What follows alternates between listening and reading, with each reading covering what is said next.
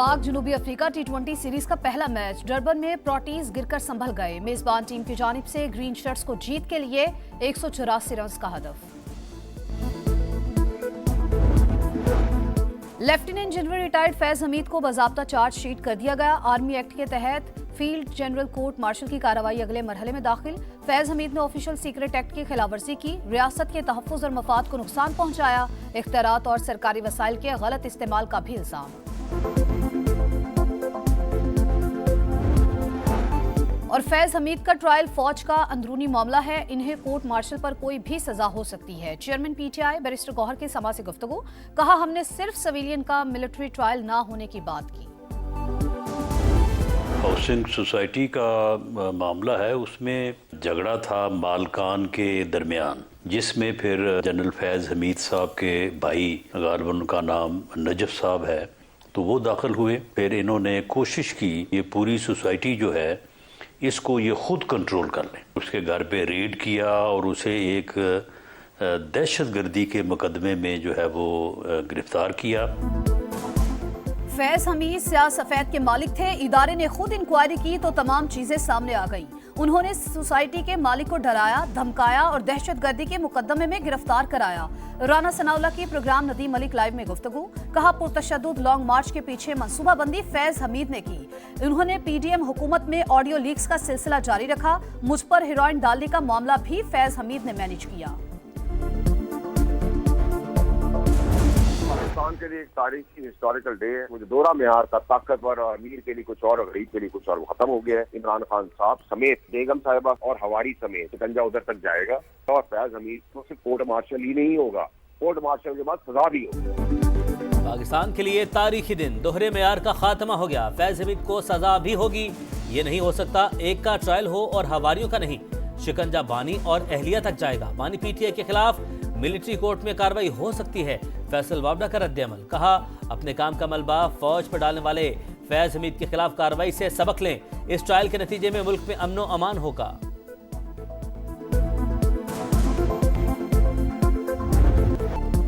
Civil नाफरमानी की call, मुल्क दुश्मनी, इस्लामाबाद पर चढ़ाई की नापाक कोशिश की गई। इस साजिश में मुलविस अफराद को नहीं छोड़ा जाएगा। वज़ीर-ए-आज़म की सख्त अल्फाज में वार्निंग। विफाकी काबीना के इजलास से खिताब करते हुए कहा जो बेगुनाह हैं उन्हें हाथ नहीं लगाया जाएगा। मुआशी इस्तेहकाम सियासी इस्तेहकाम के साथ जुड़ा है। हफ्तावार महंगाई कम होकर 3.57% पर आ गई। तरसीलात ज़र रिकॉर्ड सतह पर हैं। बैरून मुल्क मुकीम पाकिस्तानियों ने हुकूमत पर एतमाद का इजहार किया।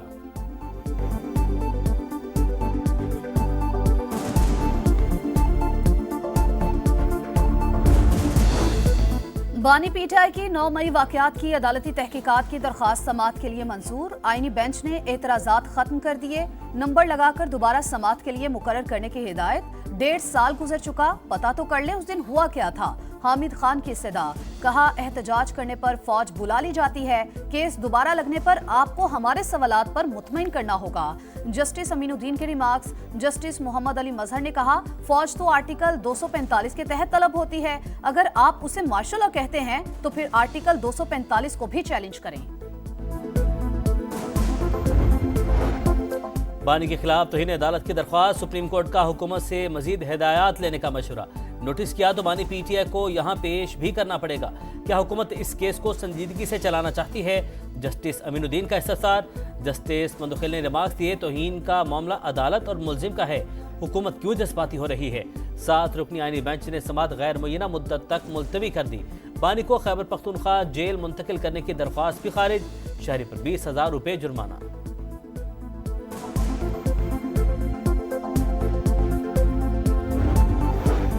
तहरीक इंसाफ की सिविल नाफरमानी की कॉल नाकाम होगी। कोई पाकिस्तानी बिजली गैस के बिल देने से इनकार नहीं करेगा। उन्होंने अब सूबाइयत का नया कार्ड खेलना शुरू कर दिया। इनका एजेंडा किसी सूरत पूरा नहीं होने देंगे। ख्वाजा आसिफ की कौमी असम्बली में गरज बरस, कहा ये जितनी बार हमला करेंगे हर बार भागेंगे। बानी PTI के हुक्म पर मुज़ाकराती कमेटी बनाई, मुल्क को आगे ले जाना चाह रहे हैं। उमर अयूब का कौमी असम्बली में इज़हार ख्याल। 26 नवंबर के वाकयात की तहकीकात के लिए जुडिशल कमीशन बनाने का मुतालबा। हुकूमत को बातचीत की पेशकश, लेकिन जवाब नहीं आया। हमारे पास एहतजाज को आगे बढ़ाने के कई ऑप्शंस मौजूद हैं। असद कैसर की मीडिया से गुफ्तगू। सियासी इख्तलाफात के बावजूद कौमी मुफाद में इकट्ठे बैठ सकते हैं। वज़ीर आला खैबर पख्तूनख्वा का पैगाम, कहा, मसाइल के हल के लिए मुज़ाकरात के जरिए इलाही अमल तय करना होगा।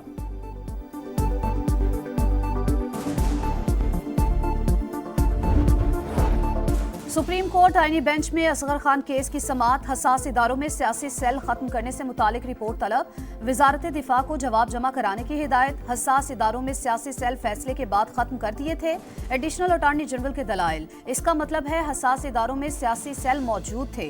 जस्टिस मुसरत हिलाली के रिमार्क्स, सलमान अकरम राजा ने कहा, यह तस्लीम शुदा हकीकत है, हसास इदारों में सियासी सेल था।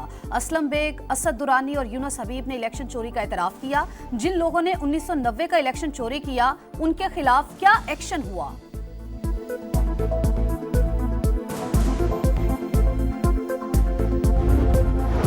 आज IPPs के साथ सेटलमेंट माहिदों की मंजूरी, टैरिफ रिव्यू से कौमी खजाने को 238 अरब का फायदा होगा, आम सार्फिन को भी रिलीफ मिलेगा। विफाकी काबीना का एलामिया जारी, शाम से 350 से जायद पाकिस्तानी बाहिफाजत लेबनान पहुंच गए, हुकाम की ब्रीफिंग। वजीर आला पंजाब की बीजिंग में communist party of China international department के मिनिस्टर से मुलाकात, लोकल गवर्नेंस और दही तरक्की के लिए चीन के तजुर्बा से फायदा उठाने की ख्वाहिश का इजहार। मरियम नवाज के एजाज में जोहराना, वजीर आला पंजाब की चीनी सरमायाकारों को ताउन की पेशकश, कहा माहौलियाती तब्दीली, वेस्ट मैनेजमेंट, एग्रीकल्चर और यूथ डेवलपमेंट के शोबों में ताउन का खैर मकदम करेंगे।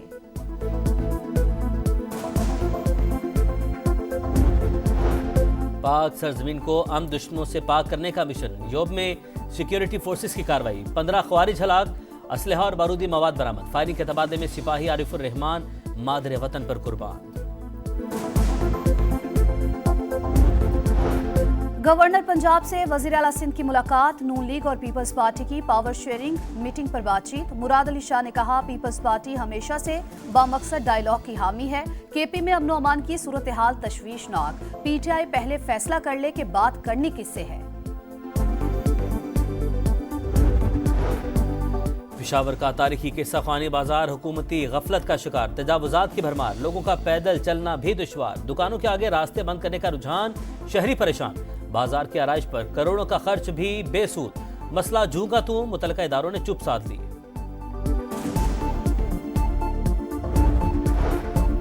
शाम में अबूरी हुकूमत के बाद जिंदगी मामूल पर, दमिश्क में दफातर खुल गए, सेंट्रल बैंक ने मुलाजमीन को काम पर बुला लिया, दारुल हुकूमत की सड़कों पर ट्रैफिक मामूल के मुताबिक रवां दवां।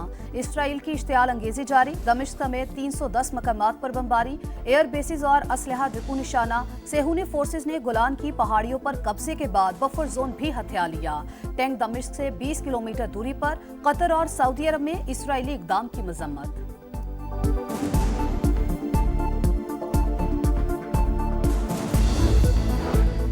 गजा में इसराइली फौज की दरिंदगी, नसीरात और जबालिया पर फिर हमला, 13 फलस्तीनी, 24 घंटे में मजीद 24 शहादतें, 54 जख्मी, कमाल अदवान अस्पताल के अतराफ से हुनी फौज का मुहासरा बरकरार, अद्वियात और खुराक की किल्लत, डॉक्टर्स की आलमी बरादरी से मदद की अपील।